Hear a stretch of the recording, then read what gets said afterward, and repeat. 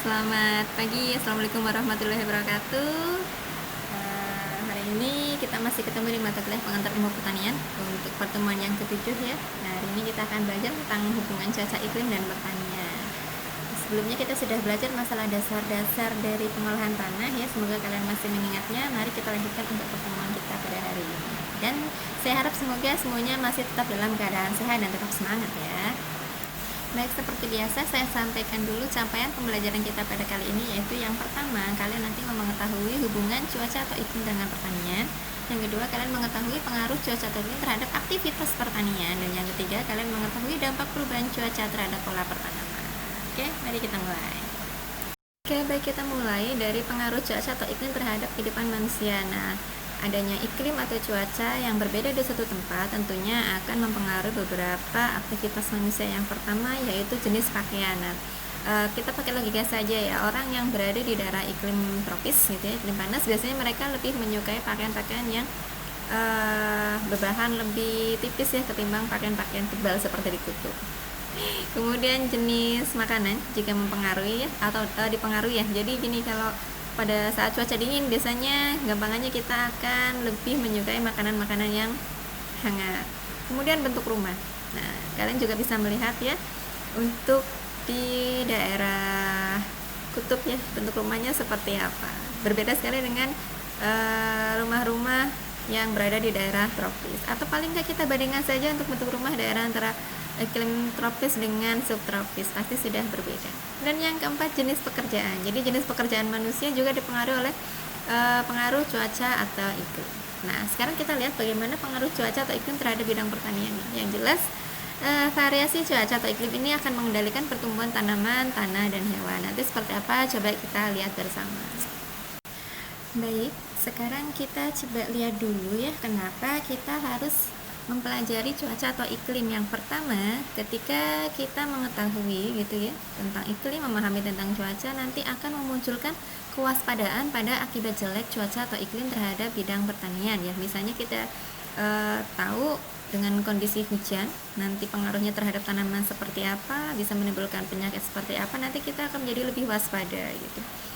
Yang kedua, ini juga bisa digunakan sebagai dasar pengelolaan cuaca. Jadi nanti hubungannya dengan nomor 1 ya.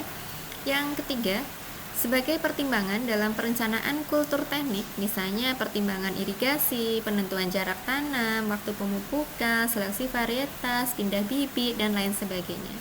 Yang keempat, mempelajari cuaca ini bisa digunakan sebagai dasar dalam pemilihan tempat untuk suatu tanaman. Yang kelima, pemilihan tanaman untuk suatu tempat. Apa bedanya? Coba sekarang diperhatikan dulu ya. Memilih tempat untuk suatu tanaman. Jadi ketika kita mempunyai tanaman tertentu, kita harus pelajari tanaman ini cocoknya ditanam di tempat yang seperti apa gitu ya. Jadi kita sudah punya tanamannya, baru kita milih tempatnya seperti apa nih, kondisinya harus seperti apa, kita sesuaikan. Nah, berbeda dengan yang nomor 5, pemilihan tanaman untuk suatu tempat. Jadi kita sudah punya tempatnya dulu nih, misalnya lahan A. Lahan A ini punya karakteristik seperti apa, dilihat dari kondisi cuacanya. Misalnya suhu udara sekitar 27 derajat, kemudian kelembabannya misalnya 80% seperti itu. Nah, itu nanti menjadi dasar kira-kira tanaman apa yang cocok untuk ditanam di tempat yang kita punya, seperti itu. Oke, kita lihat dulu ya, dan saya sudah pernah menyampaikan unsur-unsur cuaca atau iklim pada pertemuan sebelumnya ya. Nggak apa-apa, kita lihat lagi. Unsur cuaca atau iklim ini ada 8. Yang pertama ada penerimaan radiasi dan lama penyinaran, kemudian ada suhu udara, kelembaban udara, tekanan udara, kecepatan dan arah angin, evaporasi, presipitasi atau curah hujan, dan juga ada suhu tanah. Nah, ke-8 unsur iklim ini tentunya sangat berpengaruh terhadap aktivitas pertanian. Seperti apa? Nanti kita coba untuk lihat beberapa pengaruh dari unsur ini terhadap aktivitas pertanian. Nah, kita lihat beberapa unsur ya. Untuk unsur yang pertama yaitu radiasi matahari. Nah, radiasi matahari ini ternyata berpengaruh terhadap beberapa aktivitas pertanaman. Yang pertama yaitu kecepatan pertumbuhan. Yang kedua adalah kecepatan transpirasi. Nah, kecepatan pertumbuhan pada tanaman ini tentunya akan dipengaruhi oleh radiasi matahari. Paling gampang yaitu ketika kita melihat respon dari suatu tanaman terhadap arah dari cahaya matahari. Jadi tanaman ini akan mencari arah di mana sumber datangnya cahaya. Yang kedua, otomatis karena radiasi matahari ini sinarnya ya menjadi salah satu faktor dalam proses fotosintesa. Ketika penyinaran tidak berlangsung dengan optimal, otomatis proses fotosintesa tidak dapat berlangsung dengan optimal dan akan mempengaruhi terhadap pertumbuhan dari tanaman. Yang kedua, berpengaruh terhadap kecepatan transpirasi. Hal ini terkait dengan kebutuhan air ya. Jadi kita tahu transpirasi itu merupakan proses penguapan atau kehilangan air dari tanaman melalui tubuh tanaman. Nah, dengan penyinaran yang berlebih, otomatis transpirasi ini juga akan meningkat sehingga kebutuhan air menjadi meningkat.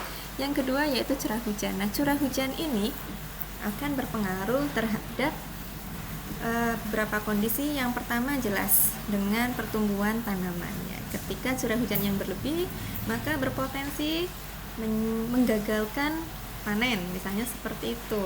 Nah, yang kedua, curah hujan ini juga akan berpengaruh terhadap ketersediaan hara tanah. Jadi dengan curah hujan yang cukup tinggi nanti akan berpengaruh terhadap pelindian atau pencucian hara dari dalam tanah. Misalnya hara tersebut terbawa oleh aliran air. Bisa juga karena curah hujan yang tinggi, kemudian berkurangnya lapisan permukaan tanah ya karena ada erosi akibat curah hujan, otomatis ketersediaan haranya juga berkurang. Dan yang terakhir, curah hujan ini otomatis akan berpengaruh terhadap produktivitas tanaman yang seperti tadi saya sampaikan ya, bisa menyebabkan gagal panen kalau curah hujannya terlalu berlebih. Oke, seperti itu ya kira-kira. Nah, unsur yang ketiga ya dari cuaca yang akan saya bahas di sini adalah suhu. Jadi suhu ini akan berpengaruh terhadap aktivitas tanaman. Nah, kita lihat dari cekaman suhu ya. Jadi gini, kita tahu kalau suhu itu kan ada suhu rendah, ada suhu optimum dan juga suhu di atas 35 derajat untuk reaksi-reaksi biokimia dalam tanaman ya. Nah, kita lihat ternyata pada suhu rendah itu akan berpotensi menyebabkan kematian sel. Sedangkan untuk suhu tinggi dengan standar di atas 35 derajat Celcius ini akan menyebabkan pertama aktivitas enzim menurun, perkembangan tanaman terganggu tetapi tidak jelas. Nah, selain itu juga bisa menyebabkan protein menjadi lepas, enzim tidak berfungsi, tanaman menumpuk racun, evapotranspirasi yang berlebih. Nah, evapotranspirasi itu merupakan gabungan antara evaporasi dan transpirasi. Jadi ada kehilangan air melalui permukaan tubuh tanah dan juga permukaan tubuh tanaman. Nah, pada suhu dingin ini juga bisa menyebabkan frost ya. Nah, frost apa sih? Itu adalah sebuah embun upas yang menyebabkan denaturasi. Nah, suhu rendah di atas titik buku ini dapat berpengaruh terhadap pertama, pengurangan pertambahan luas daun. Kedua, mengurangi pembesaran daun. Tiga, menurunkan respirasi, kemudian menghambat penyebaran fotosintat. Apa itu fotosintat? Fotosintat merupakan hasil dari fotosintesis. Kemudian bisa mempercepat pembungaan dan pembuahan, dan terutama pada suhu udara malam yang rendah. Oke. Jadi suhu ini sangat berpengaruh terhadap aktivitas tanaman.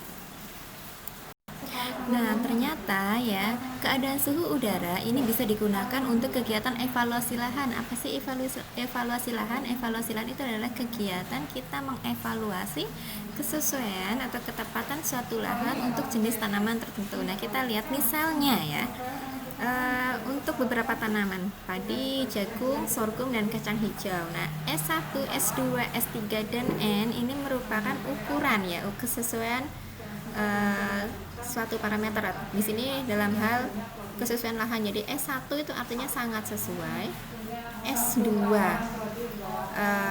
cukup sesuai, yang S3 kurang sesuai, dan N ini tidak sesuai sama sekali. Nah, kita lihat contohnya untuk padi. Jadi padi itu cocok ditanam pada suhu 24 sampai 29 derajat Celcius. Nah, ternyata untuk 29 sampai 32 ini sudah baru cukup sesuai saja. Dan kita lihat untuk S3-nya, ketika suhunya 18 sampai 22 derajat atau 32 sampai 35 derajat, maka daerah dengan suhu ini tidak sesuai untuk menanam padi. Sedangkan untuk suhu kurang dari 22 dan lebih dari 35 ini jelas tidak sesuai untuk tanaman padi. Ya. Kemudian untuk jagung, sorghum, dan kacang hijau ini mempunyai pola yang sama. Artinya apa? Suhu ini sangat berpengaruh juga terhadap pertumbuhan dan produksi tanaman. Ya, ini paling gampangnya untuk evaluasi lahan seperti ini. Jadi pemanfaatan suhu untuk evaluasi lahan. Oke, tadi beberapa pengaruh unsur cuaca terhadap aktivitas pertanian ya. Sekarang kita lihat bagaimana dampak cuaca dalam aktivitas pertanian. Yang pertama, ketika cuaca itu ada sedikit perubahan, pasti akan menyebabkan perubahan pola budidaya. Maksudnya apa? Jadi misalnya biasanya seorang petani membudidayakan tanaman padi dengan sistem SRI misalnya. Nah, SRI itu merupakan sistem satu lubang satu tanaman. Nah, ketika terjadi perubahan cuaca ya, misalnya tiba-tiba curah hujannya sangat tinggi. Nah, apakah petani akan tetap menggunakan sistem SRI? Sepertinya tidak. Karena apa? Pada sistem SRI, tanah itu diusahakan hanya dalam kondisi macak-macak saja, jadi tidak terkena. Beda, ketika curah hujan terlalu tinggi, apakah mungkin kondisi macak-macak bisa tercapai? Saya rasa tidak, pasti kondisinya akan menjadi terkena. Yang kedua, cuaca ini juga berdampak dalam perkembangan hama dan penyakit tanaman. Misalnya pada kondisi kemarau, kira-kira hama dan penyakit berkembang itu seperti apa? Tentunya untuk setiap jenis tanaman pasti akan berbeda. Yang kedua, cuaca ini juga menyebabkan atau berpotensi menyebabkan kegagalan panen, misalnya seperti itu. Kemudian cuaca ini juga bisa berdampak terhadap pengolahan tanah yang tentunya akan mempengaruhi kesuburan tanah. Ketika cuaca tidak mendukung, kira-kira pengolahan tanahnya bagaimana? Apakah misalnya menggunakan metode no tillage atau minimum tillage atau maximum tillage yang tentunya akan berpengaruh terhadap kesuburan tanahnya. Nah, ternyata ya perubahan cuaca ini juga berdampak terhadap pola pertanaman. Sebelum kita tahu apa dampaknya, kita lihat dulu apa sih yang disebut dengan pola tanam. Pola tanam ini merupakan metode penanaman pada lahan dengan mengatur tata letak dan urutan tanaman dalam periode waktu tertentu. Nah, kalian mungkin pernah melihat suatu tanaman atau suatu area gitu ya, suatu area yang ditanami oleh beberapa tanaman. Nah, itu maksudnya dalam pola tanam. Nah, jenis pola tanam ini ada dua utamanya. Pertama ada monokultur, yang kedua ada polikultur. Mono itu artinya satu, artinya dalam suatu area itu hanya ditanami oleh satu tanaman saja. Sedangkan untuk polikultur artinya dalam satu area ditanami oleh beberapa tanaman, karena poli itu artinya banyak. Nah, di dalam sistem polikultur ya, pola tanam polikultur ini ada beberapa macam ya. Di sini saya coba sebutkan ada tumpang sari atau intercropping ya, artinya dalam satu lahan itu biasanya terdiri dari dua tanaman yang berbeda. Misalnya tanaman jagung dengan tanaman cabai, misalnya seperti itu. Kemudian ada tumpang gilir atau multiple cropping. Jadi kalau tumpang gilir ini, dia suatu lahan akan ditanam secara bergiliran. Apakah itu dengan jenis tanaman yang sama atau tanaman yang berbeda. Kemudian ada pertanaman sisipan atau relay cropping ya, artinya dalam suatu musim tanam bisa terdiri dari dua atau lebih ya, biasanya dua sih untuk jenis tanamannya, itu secara sisip, jadi disisip-sisipi di antara tanaman utama. Nah, yang keempat ada pertanaman campuran atau mix cropping ya, namanya mix berarti kan banyak sekali tanamannya. Ini paling gampang dilihat pada kebun campur ya. Ini pola tanamnya seperti itu. Dan kemudian ada pertanaman bergiliran. Nah, pertanaman bergilir itu bergilir ya, jadinya jelas bergantian gitu. Oke, biasanya ya satu tanaman habis itu setelah panen dia diganti dengan tanaman yang lain untuk pertanaman bergilir. Nah, bedanya dengan tumpang gilir apa gitu? Kalau untuk tumpang gilir ini memungkinkan dalam satu musim tanam itu dengan tanaman yang lebih dari satu jenisnya. Tetapi untuk pertanaman bergiliran biasanya yang bergilir itu waktunya. Jadi polanya misalnya habis padi, jagung, atau padi, palawija, padi lagi seperti itu. Nah, kira-kira bagaimana dampaknya cuaca terhadap pola pertanaman. Yang jelas ya, kalau kita sudah tahu apa itu pola tanam dan beberapa model dari pola pertanaman, pasti akan menyebabkan pergeseran pola tanam atau perubahan pola tanam. Oke, kita lanjutkan ya untuk dampak perubahan pola cuaca. Tadi sudah saya sempat sampaikan, jadi akan berdampak terhadap perubahan atau pergeseran pola tanam ya. Tentu saja ya, dengan perubahan cuaca yang ekstrim, misalnya pergeseran dari musim hujan ke musim kemarau, atau musim kemarau yang terlalu berpanjangan kayak gitu, akan merubah pola tanamnya. Misalnya petani yang tadinya sudah merencanakan untuk menanam padi, kemudian diselingi dengan tanaman yang lain. Ini sebagai contoh, ada yang di bawah ya, ini ada tanaman padi utama, di tengahnya tuh ada tanaman, kalau nggak salah ini sejenis kacang-kacangan ya. Ini juga ada tanaman padi. Ini pola tanamnya seperti ini ya. Mungkin akan berubah dengan adanya perubahan cuaca yang ekstrim ya. Nah, untuk pola tanam seperti ini berada pada metode atau lahan surjan ya. Lahan surjan itu ada lahan basah, kemudian ada lahan yang ditinggikannya untuk lahan keringnya, kemudian lahan basah lagi seperti itu. Nah, ini contohnya perubahan pola tanam akan menggeser. Jadi yang terbiasa dengan pola tanam padi ternyata harus berubah ketika musim kemaraunya berkepanjangan. Dan yang kedua, perubahan cuaca atau iklim ini akan berdampak pada pola pertanaman. Pada pergeseran masa tanam. Jadi yang seharusnya dimulai pada bulan Agustus misalnya menggeser menjadi Oktober. Dan tentunya perubahan cuaca atau iklim ini akan berdampak terhadap ketahanan pangan. Jadi kita perlu dengan baik mengetahui tentang cuaca, tentang iklim, supaya kita bisa merencanakan kegiatan pertanian dengan sebaik-baiknya.